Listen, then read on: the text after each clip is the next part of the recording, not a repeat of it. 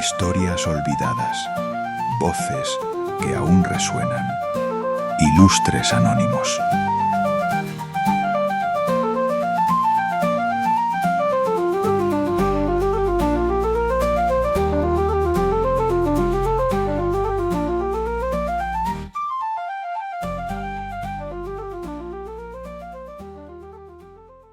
Imagina una habitación pequeña en Europa. Estamos a comienzos del siglo XVI. Hay papeles sobre la mesa, tinta, madera preparada para imprimir, cartas náuticas que llegan de puertos lejanos con la letra apretada de hombres que han visto cosas que todavía no saben cómo describir. En esa habitación hay académicos, humanistas, hombres que no han cruzado ningún océano, que no han pisado ninguna playa desconocida, que nunca han visto las costas de las que hablan esas cartas. Y sin embargo, están a punto de hacer algo decisivo. Van a ponerle nombre a un continente.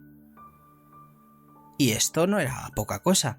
Ponerle nombre a algo que ya existía, que llevaba milenios existiendo, que tenía sus propios nombres en miles de lenguas distintas, era una forma de poder.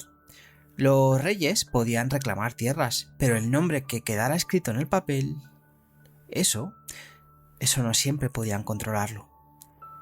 Porque hay algo que conviene entender desde el principio. América no empezó cuando fue descubierta. América ya estaba allí, evidentemente. Con sus montañas, sus ríos, sus pueblos, sus lenguas, sus memorias. Pero para la imaginación geográfica de Europa, empezó de verdad cuando alguien decidió escribir su nombre en un mapa. Hoy, en Ilustres Anónimos, vamos a hablar de ese momento, del mapa que inventó América, de los hombres que lo dibujaron, del nombre que eligieron y de por qué esa decisión, tomada en una habitación pequeña de una ciudad que hoy casi nadie sabría señalar en un mapa, cambió la forma en que el mundo se piensa a sí mismo. Un mapa nunca es solo un mapa, es una forma de decir esto existe así porque yo lo he dibujado así. Dicho todo esto, empecemos.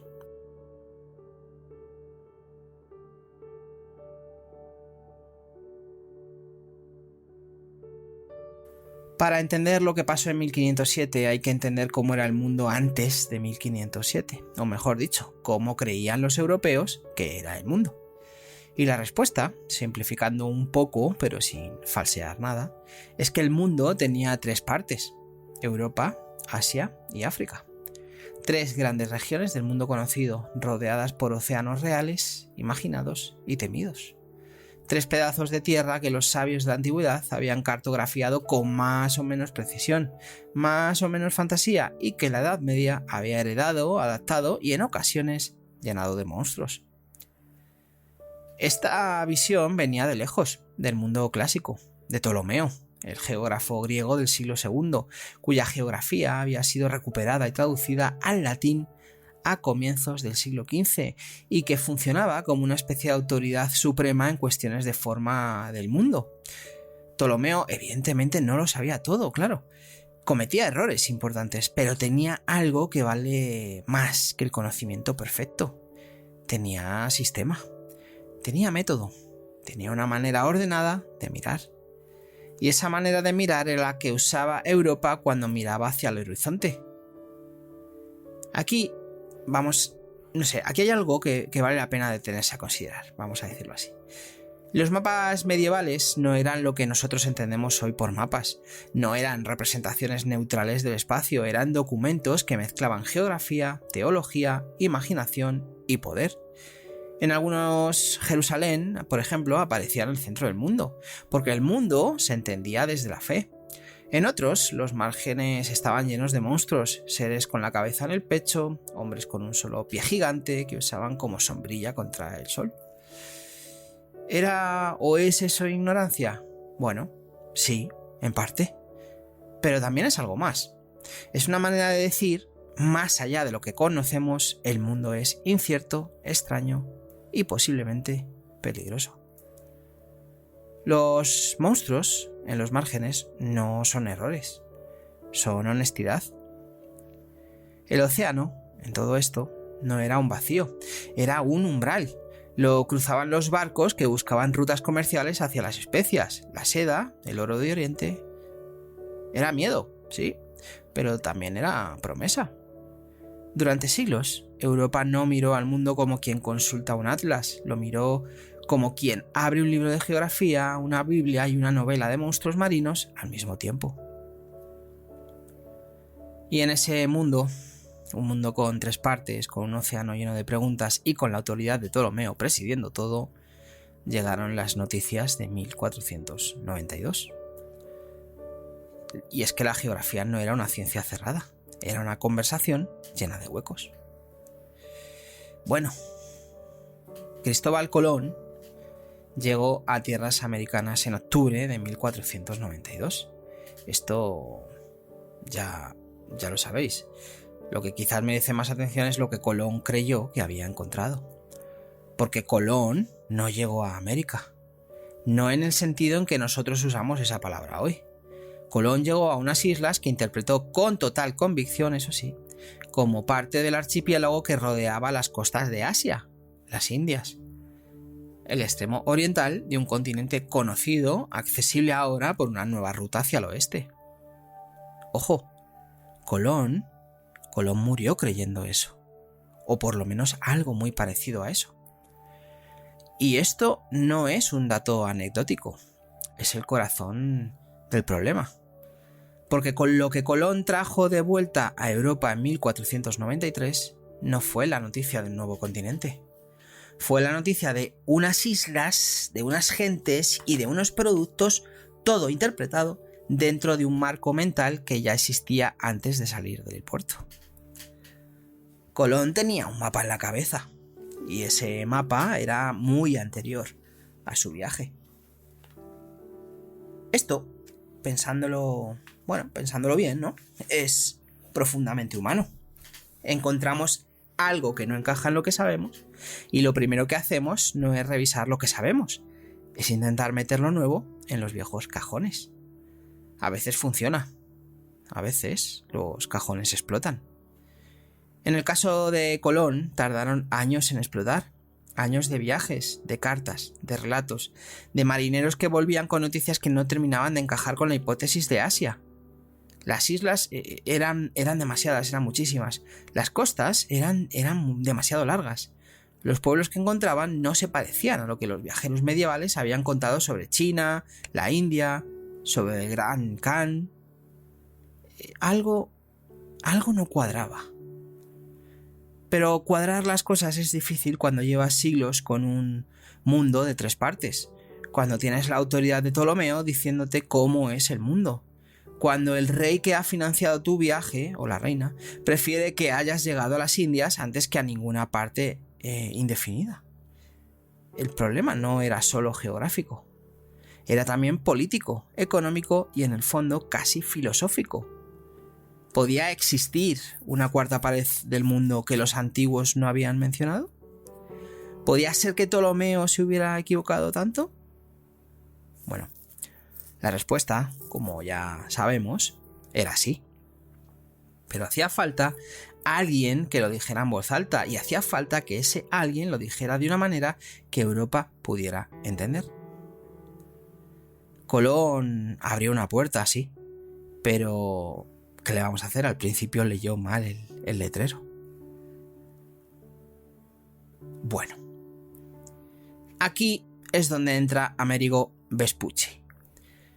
Vespucci era florentino, comerciante, agente financiero, hombre vinculado a la navegación y a los negocios atlánticos de su tiempo. Participó probablemente en 2 viajes bien documentados hacia las costas americanas, aunque otros viajes que se le atribuyen siguen siendo objeto de debate entre los historiadores. Y aquí conviene no convertirlo ni en héroe ni en impostor. Vespucci fue algo quizá más interesante, ¿no? Un hombre real envuelto en una maquinaria de textos, traducciones, ediciones y expectativas europeas. Porque alrededor de Vespucci circularon textos, cartas, relatos, panfletos impresos. algunos seguramente basados en experiencias reales, otros quizá editados, exagerados o retocados por manos ajenas. Pero todos con una fuerza enorme daban a Europa una idea que necesitaba escuchar. Esos textos llegaron a los círculos humanistas traducidos al latín, reimpresos e imitados, y traían algo que la mayoría de los relatos de viaje de esa época, no tenían: articulación intelectual. No solo contaban lo que se había visto, lo ponían en contexto, lo discutían y sobre todo planteaban una hipótesis que resultó ser la correcta. En algunos de esos textos, Vespucci, o quien escribiera en su nombre, sugería que las tierras visitadas no eran las costas de Asia, eran otra cosa, algo diferente, un continente que los antiguos no habían conocido, lo que en una de esas cartas se llamaba un mundus novus, un mundo nuevo. Esa expresión es clave. Ojo, no otra ruta a Asia, no islas desconocidas, un mundo nuevo, una cuarta parte de la Tierra. El timing aquí fue decisivo. Europa estaba procesando la información de ultramar a una velocidad sin precedentes gracias a la imprenta. Esos textos llegaron a las personas adecuadas en el momento adecuado y encajaron con lo que los más perspicaces estaban empezando a sospechar, que aquello no era Asia. Ahora bien, hay algo que conviene decir con claridad, mucha. Vespucci no descubrió América antes que Colón. Esta o esa es una simplificación que distorsiona lo que ocurrió.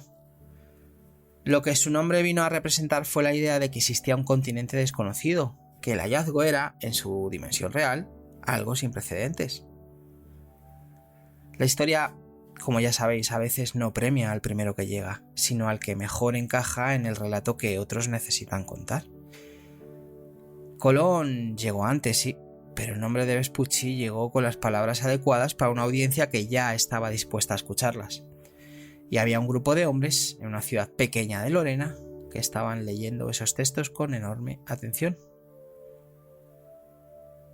Y es que la historia, como decía, no siempre la escribe quien llega primero. A veces la escribe quien imprime mejor. Saint-Dié, una ciudad en Lorena, en el noreste de lo que hoy es Francia, no era un gran centro de poder, no era París, ni Roma, ni Lisboa, pero tenía algo que en el mundo intelectual del Renacimiento podía valer tanto como el dinero. Tenía un taller, una imprenta y un grupo de humanistas con ambición intelectual y acceso a los textos que llegaban del mundo. El proyecto que se organizó allí a comienzos del siglo XVI tenía un objetivo claro: actualizar el conocimiento geográfico. Ptolomeo había sido la autoridad durante siglos, pero Ptolomeo no sabía que existía América. No sabía que al otro lado de aquellas nuevas tierras se extendía el océano que Europa acabaría llamando Pacífico. Había hecho lo que podía con lo que tenía y había hecho una labor extraordinaria. Pero el mundo que describía ya no era el mundo que existía. Hacía falta una actualización. Los dos nombres principales de ese círculo son Martin Waldsetzmüller y Matthias Ringmann. Waldsetzmüller era cartógrafo. Ringmann era humanista, editor, hombre de letras. Entre los dos, y con la colaboración de otros miembros de su círculo, o de ese círculo, desarrollaron un proyecto ambicioso, una nueva cosmografía que incorporara los descubrimientos recientes. Y una de las fuentes decisivas para interpretar esos descubrimientos, quizás la más influyente dentro de aquel círculo, era la tradición textual asociada a Vespucci, sus cartas, sus relatos, la idea del mundus novus que llegaba de aquellos textos impresos y reimpresos. Y ojo, esto no significa que Waldsetzmüller y Ringmann fueran ingenuos. Significa que estaban usando las mejores fuentes disponibles para ellos en ese momento. Para alguien que quería entender qué había al otro lado del océano sin haber ido a comprobarlo. Esos textos eran la autoridad más accesible. Así que cuando llegó el momento de escribir el nombre del continente nuevo en el mapa, Waldseemüller y Riemann miraron aquella tradición textual que tenían delante, y aquella tradición llevaba asociada el nombre de Amérigo. La decisión fue esa.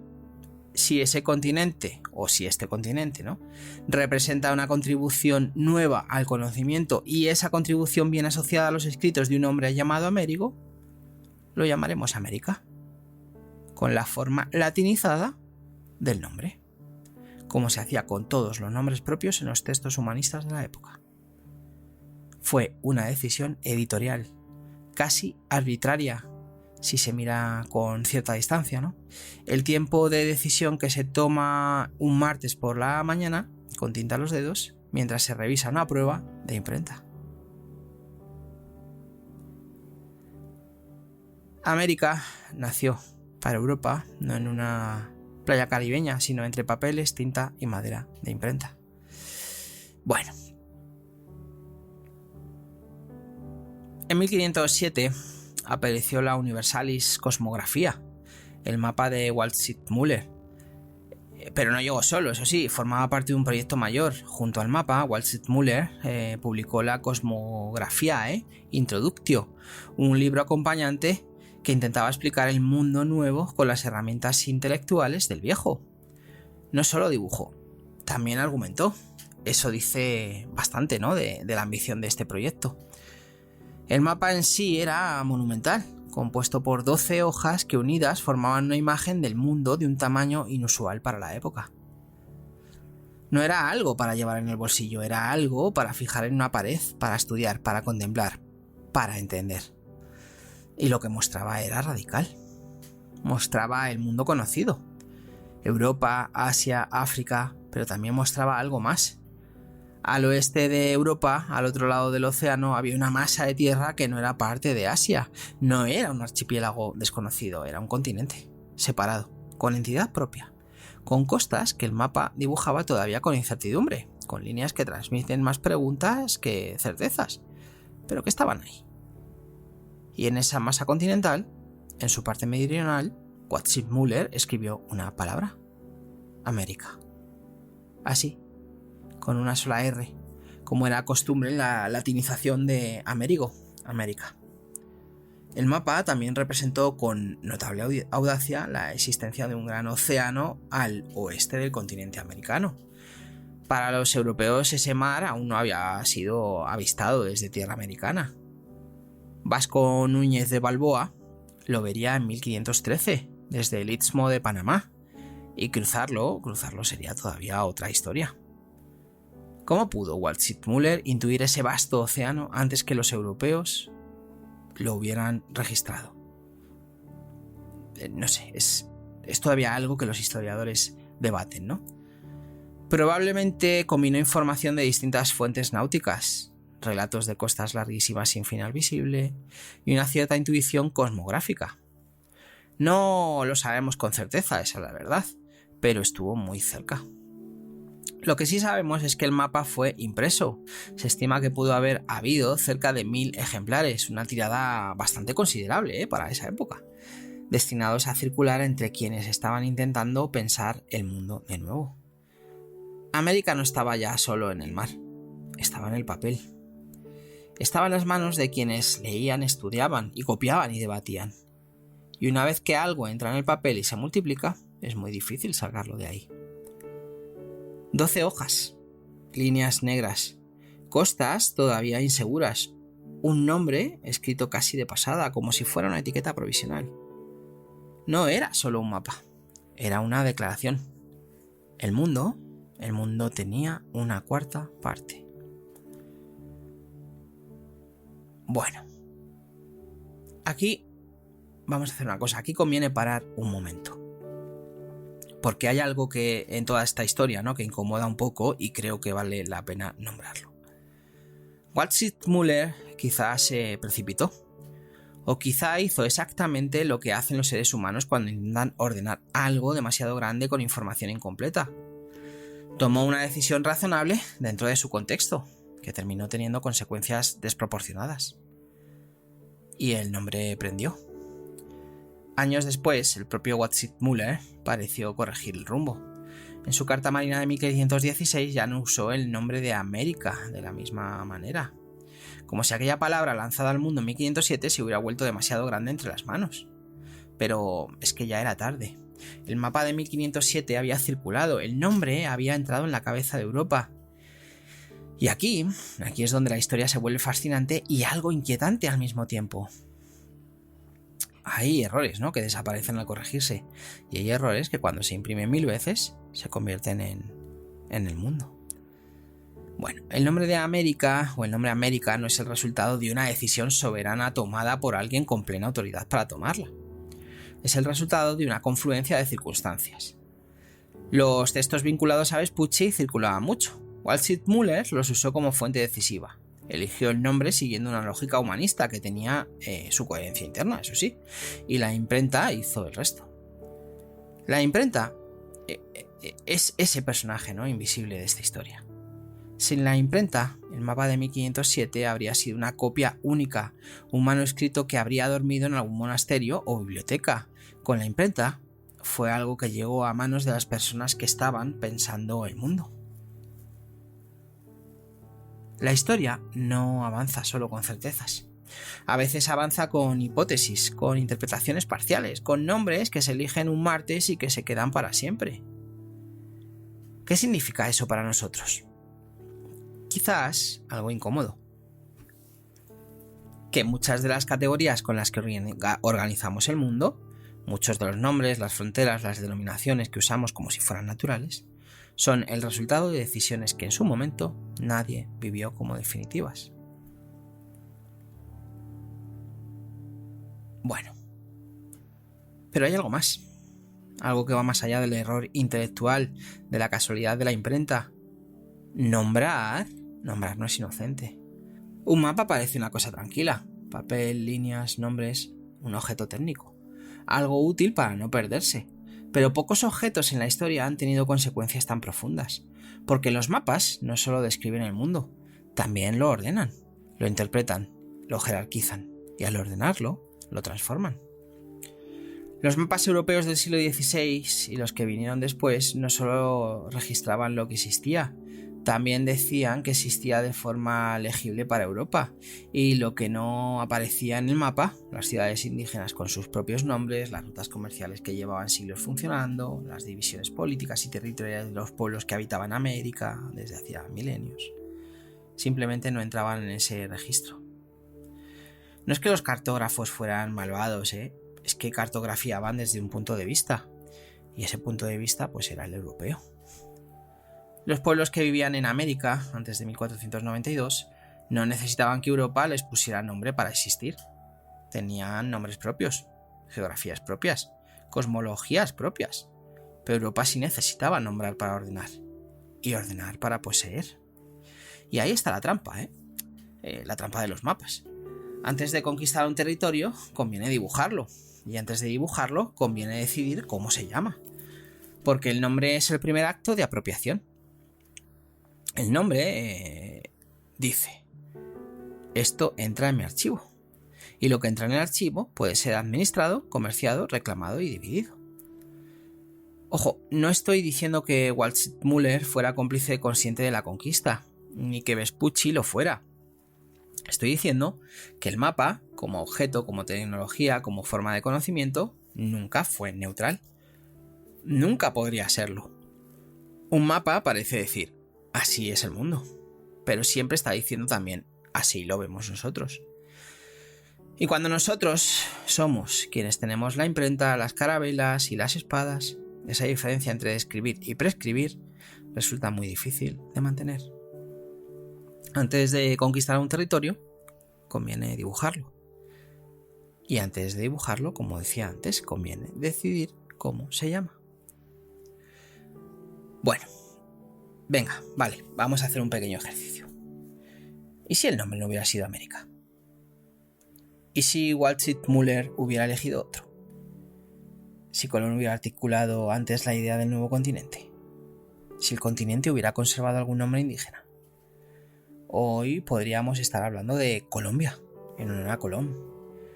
El nombre estuvo en circulación, no cuajó por razones históricas complejas y en parte arbitrarias. El de Vespucci llevaba demasiada ventaja. La historia tiene estas bromas privadas. A veces uno cruza el océano, otro escribe mejor la carta y un tercero se queda con la etiqueta. Colón puso el viaje, sí. Vespucci puso la sospecha. Y Waldseemüller puso la etiqueta.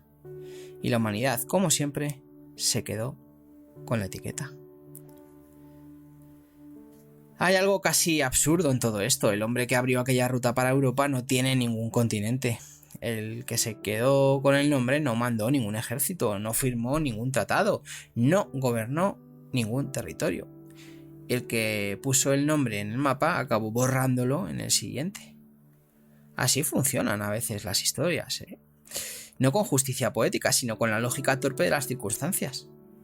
Los nombres no son adornos, son memoria condensada, son decisiones antiguas que se han vuelto invisibles con el tiempo. Cuando decimos América, la mayoría de nosotros no pensamos en Amerigo Vespucci, ni en Waldseemüller, ni en una habitación en Saint-Dié con tinta y papeles. Simplemente decimos América porque así se llama. Porque así se llama porque alguien decidió que así se llamara. Y esa decisión tiene una historia, como casi todas. Los nombres, como digo, no son adornos, son memoria condensada. Bueno, de todos aquellos mapas que se imprimieron en 1507, casi todos, lamentablemente, desaparecieron. El tiempo, la humedad, el fuego o el simple descuido hicieron lo suyo. Hoy se conserva un único ejemplar conocido de la primera edición del mapa de Waldseemüller, una sola copia de aquella tirada. Se encuentra en la Biblioteca del Congreso de los Estados Unidos en Washington. La historia de cómo llegó hasta allí es en sí misma una historia larga. Pasó siglos prácticamente ignorado, ¿no? Guardado en una biblioteca europea hasta que fue redescubierto e identificado como el primer mapa conocido en usar el nombre de América de forma clara y extensa. En 2003, la Biblioteca del Congreso completó su compra por $10 millones. 10 millones de dólares por 12 hojas de papel de principios del siglo XVI. Pero si uno lo piensa bien, no es tan difícil de entender. Ese mapa no vale 10 millones como papel. Vale 10 millones como símbolo, como objeto que encierra una historia enorme en sus líneas. No se compraba solo un mapa. Se compraba una escena congelada, básicamente, ¿no? El instante, ¿no?, en que Europa empezó a llamar a América. Y como digo, de todos aquellos mapas impresos, 1000 o más, quién sabe, solo uno llega hasta nosotros. Como si la historia hubiera decidido guardar una prueba del delito, ¿no?, o del milagro, según desde donde se mire. Bueno, pues acabando ya. América no empezó en 1507. Esto es lo primero que hay que decir, porque si no lo decimos alguien podría llevarse la impresión equivocada. América, el continente, la tierra, los pueblos, las culturas, las civilizaciones, llevaba miles de años existiendo cuando Waldseemüller tomó su pluma. Lo que empezó en 1507 fue otra cosa. Empezó la América de los mapas europeos, la América legible para Europa, la América que Europa necesitaba para ordenar lo que estaba viendo. Para darle forma, ¿no?, para poder hablar de ello. Y esa forma de mirar, tuvo consecuencias enormes. Porque los mapas no crean montañas, no crean ríos, no crean pueblos, pero crean algo que en cierta manera es más poderoso. Crean la versión del mundo que circula, que se imprime, que se enseña, que se da por sentada. Crean la historia oficial del territorio. Y la historia oficial del territorio es la que decide qué es central y qué es periférico, qué tiene nombre y qué no, qué existe de forma legible y qué queda en los márgenes, donde los mapas medievales ponían sus monstruos. Hay algo en todo esto que, si uno lo mira bien, no es solo historia antigua. ¿Cuántos mapas seguimos usando hoy? Ojo, no necesariamente los de papel. Los mapas mentales, las categorías, los marcos con los que organizamos el mundo. ¿Cuántas cosas creemos naturales, inevitables, evidentes, simplemente porque alguien las dibujó así antes que nosotros. Quizá por eso los mapas dan tanto vértigo, porque parecen enseñarnos dónde estamos, pero muchas veces también nos enseñan quién tuvo el poder de decirnos dónde estábamos. Como digo, América no empezó en 1507, pero en 1507 alguien la escribió. Y al escribirla, la metió para siempre en la imaginación europea. Desde entonces, el mundo ya no fue el mismo.